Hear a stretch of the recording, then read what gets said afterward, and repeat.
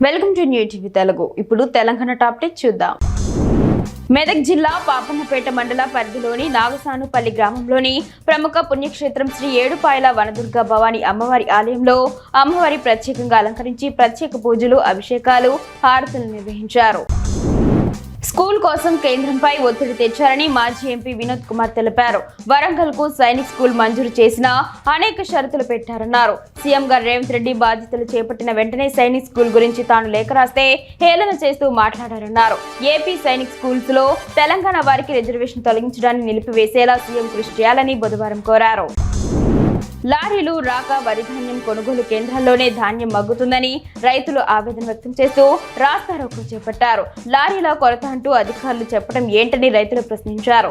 వెంటనే అధికారులు, ప్రభుత్వం స్పందించి రైతుల సమస్యలు పరిష్కరించాలని కోరుతున్నారు. ఎమ్మెల్యే ఆది శ్రీనివాస్ ప్రత్యేక చొరవ తీసుకొని రైతులను ఆదుకోవాలని వారు వేడుకుంటున్నారు. వాహనాల రాకపోకలకు అంతరాయం ఏర్పడింది. ఖమ్మం వ్యవసాయ మార్కెట్లో పత్తి, మిర్చి ధరలు ఈ క్రింది విధంగా ఉన్నాయి. క్వింటా కొత్త మిర్చి ధర 13,150 రూపాయలు జెండాపాట పలకగా, క్వింటా పత్తి ధర 7,600 రూపాయలు జెండాపాట పలికినట్లు మార్కెట్ కమిటీ సభ్యులు తెలిపారు. నిన్నటి కంటే ఈరోజు కొత్త మిర్చి ధర 400 రూపాయలు తగ్గగా, పత్తి మాత్రం 50 రూపాయలు పెరిగినట్లు వ్యాపారస్తులు తెలిపారు. రాజ్యాంగాన్ని పరిరక్షించాల్సిన బాధ్యత అందరిపై ఉందని కోదాడ వ్యవసాయ market committee chairman Tirupamma Sudheer అన్నారు. నడిగూడెం మండలం వల్లపురంలో కాంగ్రెస్ పార్టీ ఆధ్వర్యంలో నిర్వహించిన జై బాపు జై భీం సంవిధాన కార్యక్రమంలో పాల్గొని మాట్లాడారు. ఈ కార్యక్రమంలో మండల పార్టీ అధ్యక్షులు బి వెంకటరెడ్డి, రాజేష్, శ్రీను తదితరులు ఉన్నారు. మహబూబాబాద్ మండలంలోని ప్రాథమికోన్నత పాఠశాలలో మే 1 నుండి నిర్వహిస్తున్న వేసవి తరగతులు కూడా ఉత్సాహంగా కొనసాగాయి. నేటి తరగతిలో మొత్తం 60 మంది విద్యార్థులు పాల్గొన్నారు. ఆటపాటలతో ఆనందంగా గడిపారు. ఈ కార్యక్రమంలో ప్రధానోపాధ్యాయులు భద్రునాయక్, ఉపాధ్యాయులు మౌనిక, సూర్యప్రకాష్, ఉపేందర్ మరియు శంకర్ పాల్గొన్నారు. ఇట్టి తరగతులు మే 31 వరకు కొనసాగుతాయని తెలియజేశారు. వనపర్తి జిల్లా కేంద్రంలోని రాజీవ్ చౌక్ లో స్టేట్ బ్యాంక్ ఆఫ్ ఇండియా ఆధ్వర్యంలో సైబర్ నేరాలపై చిరంజీవి కళాజాత బృందం సభ్యులు ప్రజలకు అవగాహన కలిగించారు. కళారూపాల ద్వారా సైబర్ నేరాలు, సైబర్ మోసాలు, ఆన్లైన్ బెట్టింగ్లతో ప్రమాదాన్ని, ఇబ్బందులను వివరించారు. సైబర్ నేరాల బారిన పడకుండా జాగ్రత్తలు తెలియజేశారు. ఈ కార్యక్రమంలో శ్రీనివాస్, సాయి, కృష్ణ, అనిల్, బ్యాంక్ సిబ్బంది తదితరులు పాల్గొన్నారు.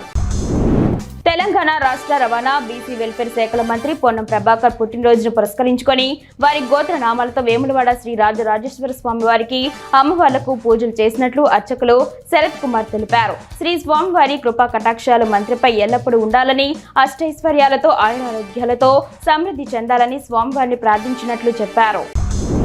పహల్గాం ఉగ్రదాడిని నిరసిస్తూ ఎల్లారెడ్డి మండలం బెక్కన్నూరులో భారత సైన్యం నిర్వహించిన ఆపరేషన్ సింధూర్కు మద్దతుగా ప్రత్యేక కార్యక్రమం నిర్వహించారు. 2 నిమిషాల పాటు పహల్గాం యాత్రికుల మృతికి నివాళిగా మౌనం పాటించారు. ఈ సందర్భంగా గ్రామ మాజీ ఉప సర్పంచ్ గోనె శ్రీకాంత్ మాట్లాడుతూ అమాయకులైన యాత్రికులపై పాకిస్తాన్ ఉగ్రమూకలు దాడి చేయడం సిగ్గుచేటని, భారత సైన్యం ధీటైన జవాబిచ్చిందన్నారు. జోగులాంబ గద్వాల జిల్లా గట్టు మండలం కేంద్రంలో ఎస్బీఐ బ్యాంక్ ప్రాంగణంలో ఎస్ఐ కేటీ మల్లేష్ ఆధ్వర్యంలో సైబర్ జాగృత దివస్ కార్యక్రమాన్ని నిర్వహించారు. ఈ సందర్భంగా ఎస్ఐ మాట్లాడుతూ సైబర్ నేరాలపై ప్రజలు అవగాహన కలిగి ఉండాలని, తెలియని లింక్లు, ఏపీకేలను అస్సలు క్లిక్ చేయొద్దన్నారు.